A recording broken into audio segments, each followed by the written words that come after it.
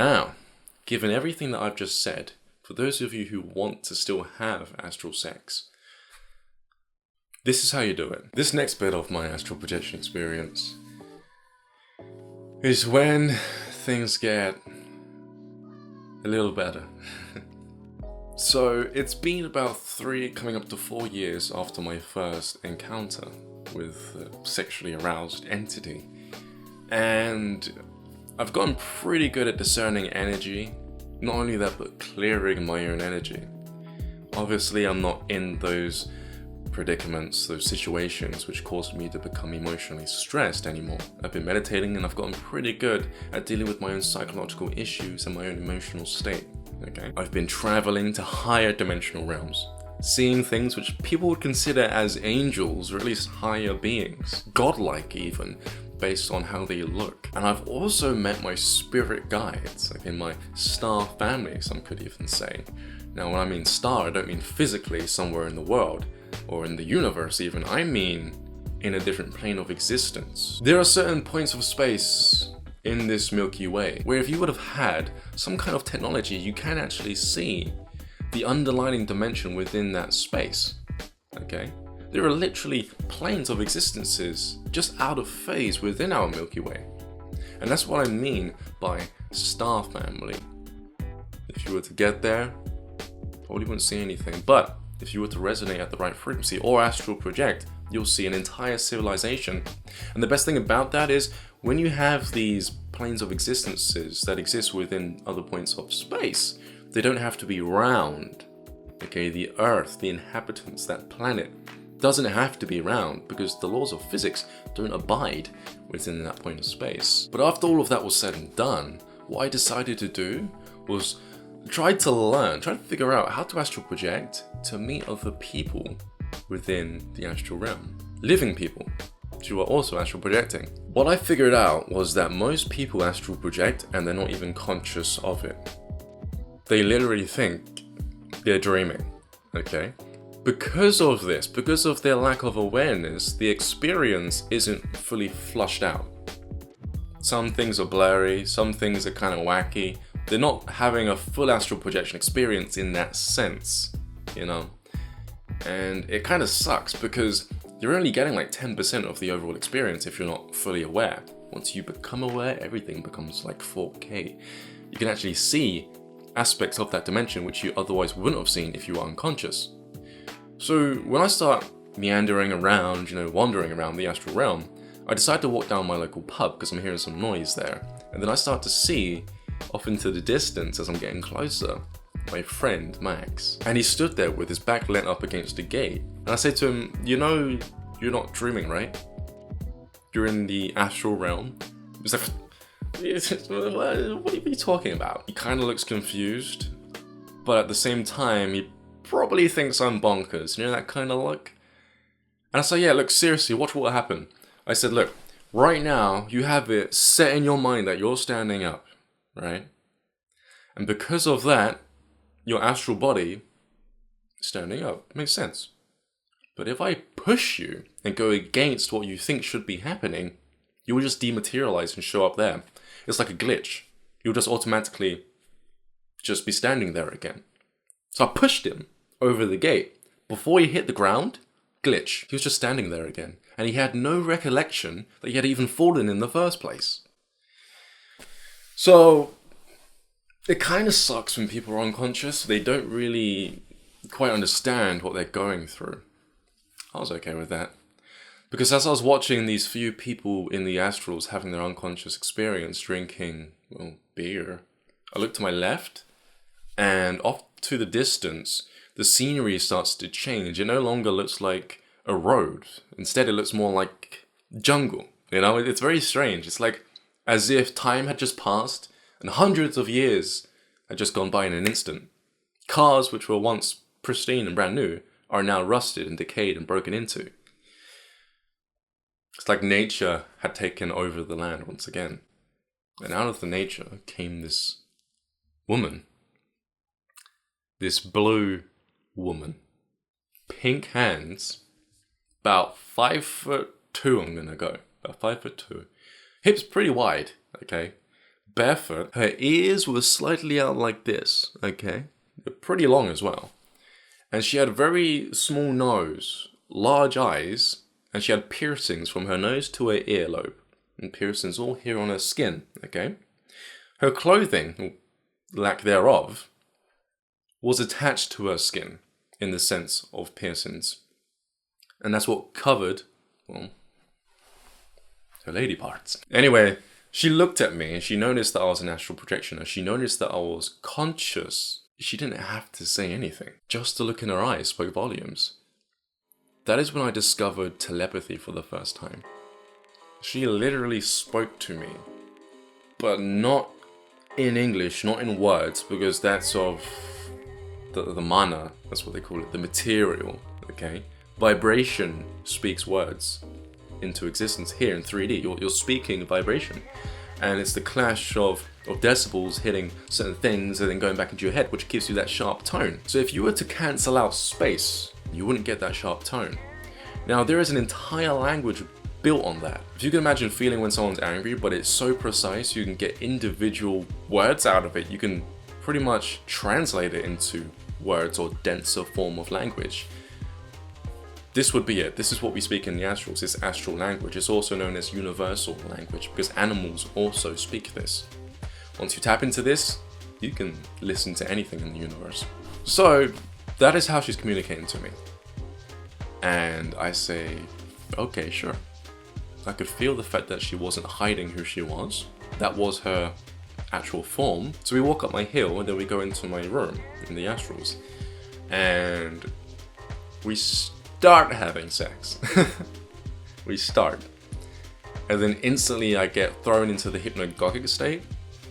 And as I'm being pulled back into 3D, I could feel her disappointment. Like, oh no, it was going to be fun and now nothing. And it was just over. Pretty much as soon as it started. Yeah. Probably one of the worst things that can happen in the astral realm during sex. Oh man. But I was determined. It was so difficult not to think about my physical body that I just couldn't help it. I mean, in my mind, that's what sex feels like. I had this expectation going into it, and the expectation was built out of my physical body, what I've experienced already. But astral sex isn't like that, and I would soon come to realize that with my second sexual astral partner. As I'm in the astrals, again, about a month later, I'm walking around and I see this girl. She's naked and she's happy, like real happy. And she's walking around the astrals, like on her toes, like a fairy. Like seriously, she was so happy. But she had no wings obviously because she was human. She just looked like a more vibrant version of a human being. So vibrant in fact that she's levitating a little bit as she walks, you know? And I see her and she's really advanced in telepathy, like really advanced. She knows exactly what she's doing and she looks at me and we have this conversation. Like this really playful conversation between each other. And then I was thinking about, okay, I wanna figure this out. And then she picked up on what I was thinking on instantly. Of course, telepathy. And then she became my astral partner for about, 3 weeks? And in this moment of time, I ended up learning a lot about her, especially when it comes to how you're supposed to perform astral sex. You know, as we're with each other, she brought my focus back into the room rather than slipping back to my body. She telepathically told me that you're supposed to be feeling on the energy exchange, not on the physical side of it. And that's what makes astral sex worth it. Once I did that, I started getting images, I started getting audio, I started getting her emotions of how she used to feel throughout her life here on Earth. I even got her location of where she lives, the fact that she's still alive on Earth. She was just projecting to meet me. It lasted for quite a while, and after that, really, I just lost interest in having astral sex in the astrals. It's like, cool, this is something I've mastered now. I can do it for as long as I want. It's more of an energy exchange. It's not really of that physical nature. I'm just gonna move on to the next thing and start flying or doing whatever comes to my mind. So she was okay with that, you know, she understands. You know, she was at this certain headspace in the astrals anyway, where she was going around transferring energy and really experiencing what it's like in the astrals. So she was cool with it. After my experiences in the astrals though, I noticed that once I came back to this dimension and I started to be with partners here, the experience was completely different. It wasn't based on lust or physical interaction anymore. I intuitively knew what to seek out in my partner during the interaction. It became a different kind of experience in that sense. It was more of a merging of energies. And you probably guessed it, the same way I got images, audio, and stained emotional, I guess, clutter built over the years of that person's life, then leaked into me during the act in the astrals. The same thing happened in 3D with my partner. Just gonna put that out there. Audio, emotions, anything her body was storing leaked into me. Ever since that happened, I'm not willing to have sex with anyone. No. Sex to me now isn't just sex, it's a spiritual experience in the sense that you're sharing your consciousness with another person. You know, because I've seen people nowadays who just willingly just sleep with anyone, and I get it. They're not open to perceiving all of this extra additional information. But I can't do that. I'm kind of happy that I can't as well, because I don't want all of that.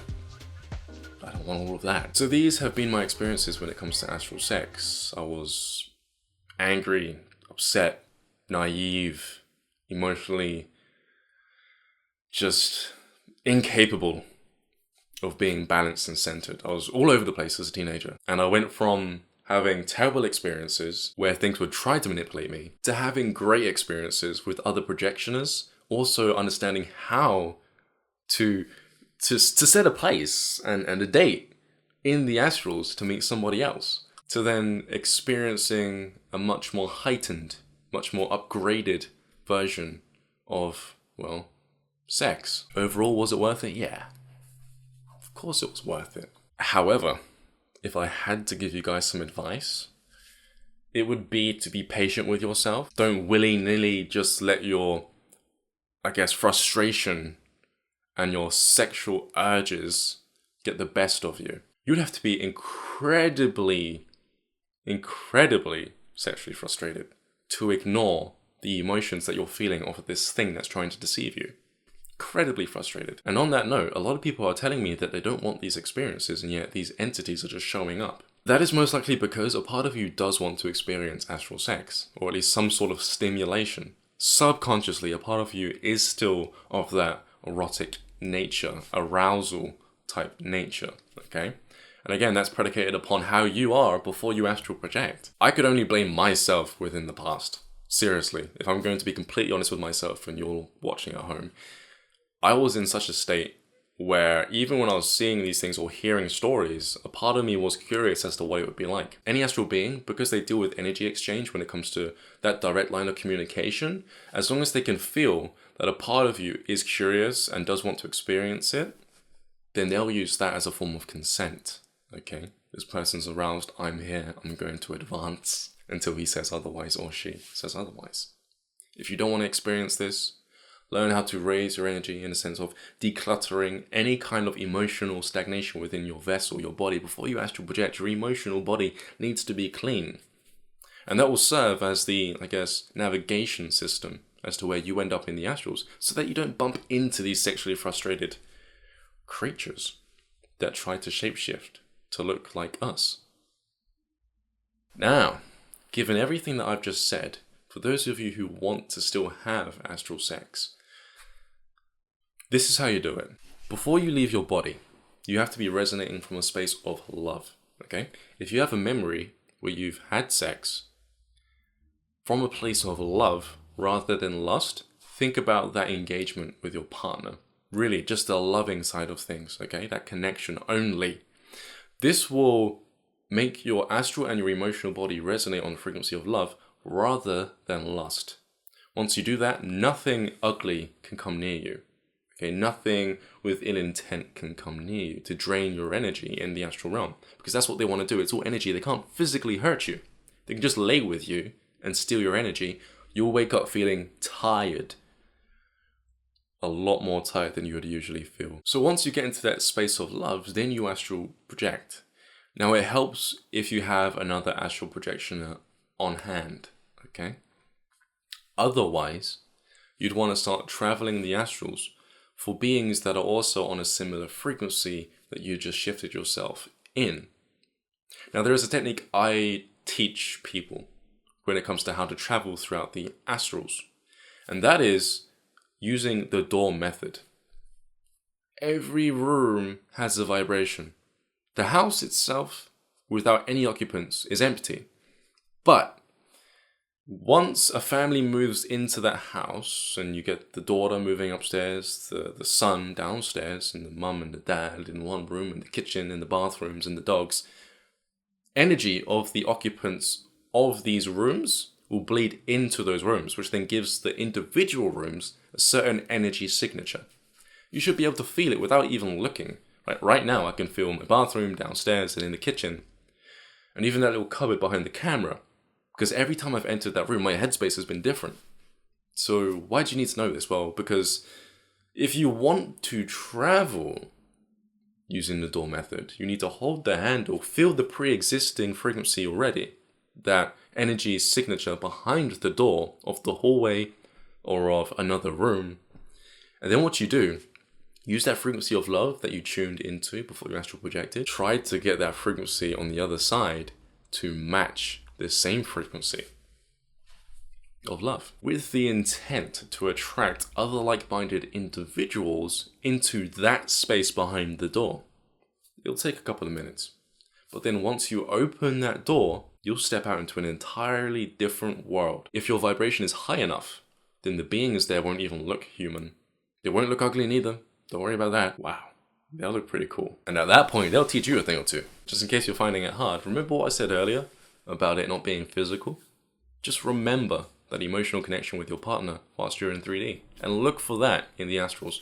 And then you'll be able to astral project and have sex for longer periods of time.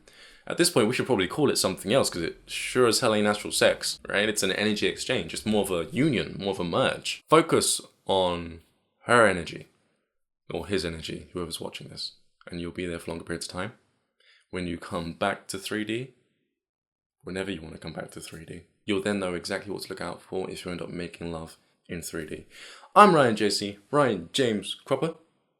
These have been my astral projection experiences pertaining to sexual intercourse. My first and my last. That's not my last.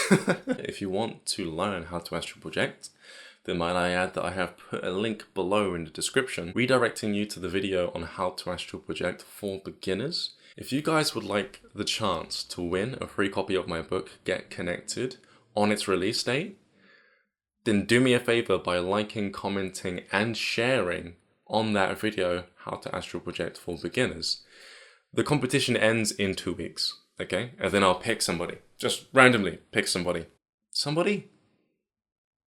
I'll pick 10 people. I'm feeling 10. I'll pick 10 people. I'm feeling pretty generous. This has been Your Potential, and I'll speak to you all pretty soon. Peace.